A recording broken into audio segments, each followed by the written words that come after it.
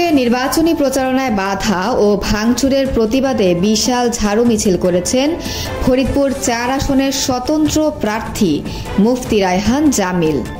শনিবার সকাল ১১টায় চর ভদ্রাসনে অনুষ্ঠিত এই প্রতিবাদে সমাবেশে শত শত সমর্থক অংশগ্রহণ করেন।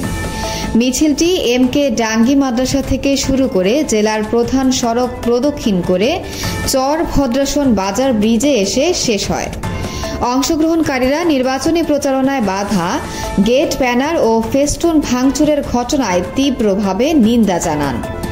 মিছিলে বক্তব্যে নেতাকর্মীরা অভিযোগ করেছেন, রায়হান জামিল স্থানীয় প্রার্থী হওয়া সত্ত্বেও তার গেট ও ব্যানার ভেঙে ফেলা হচ্ছে এবং বাইরের প্রার্থীরা প্রভাব বিস্তার করার চেষ্টা করছে। সমর্থকরা বলেন, জনপ্রিয়তা দেখে কৌশলে প্রচারণায় বাধা দেওয়া হচ্ছে।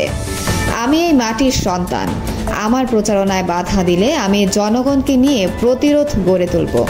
প্রশাসনকে বলছি, এসব সন্ত্রাসী কার্যক্রম বন্ধ করুন, দোষীদের আইনের আওতায় আনুন, জনগণের ভোটাধিকার নিয়ে খেলতে দেয়া হবে না।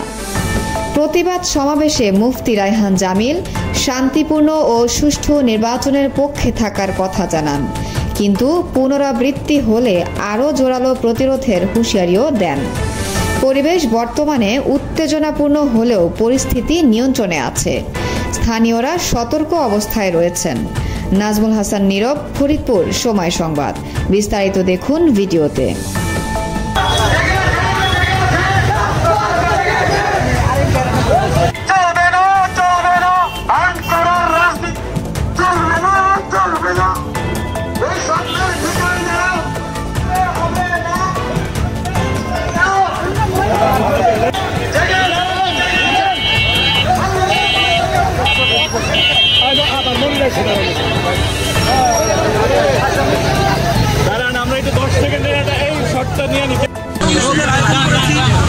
ইতিপূর্বে আমার বিভিন্ন নির্বাচনী কাজে বাধা দেওয়া হয়েছে।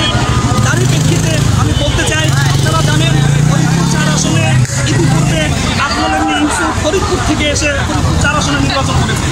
তারপরে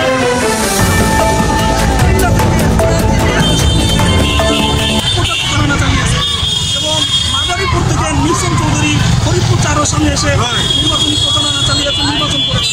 বর্তমানে শহীদুল ইসলাম বাবুল সাহেব নগরকান্দা থেকে এসে প্রচারণা চালাচ্ছে। আর আমি এই ফরিদপুরের ৪ আসনের সন্তান, আমার বাপ দাদা ১৪ গোষ্ঠী এই ফরিদপুরের ৪ আসনের সন্তান। তারপরেও আমার নির্বাচনী প্রচারণায় বাধা দেওয়া হচ্ছে। আমি এক তীব্র প্রতিবাদ এবং নিন্দা জানাই। পরিশেষে বলতে চাই, আমার নির্বাচনী কাজে সঙ্গে আমার প্রতিপত্তি আসে, তাহলে আমি কঠোর থেকে কঠোর। আজকে কি প্রোগ্রাম, আপনার কি প্রতিবাদে কি করতেছেন? আজকে কি করতেছেন? আজকে ফরিদপুর ৪ আসনে আমি আমার নির্বাচনী গেট আজকে আমরা ঝাড়ু মিছিলের এরকম পরিবেশ থাকলে আগামীতে নির্বাচনের সুষ্ঠু পরিবেশ থাকবে বলে মনে করেন কিনা, বা এই অবস্থায় আপনি নির্বাচনে থাকবেন কিনা? এখন আছি, সামনে থাকা আমার আমি থাকবো ইনশাআল্লাহ।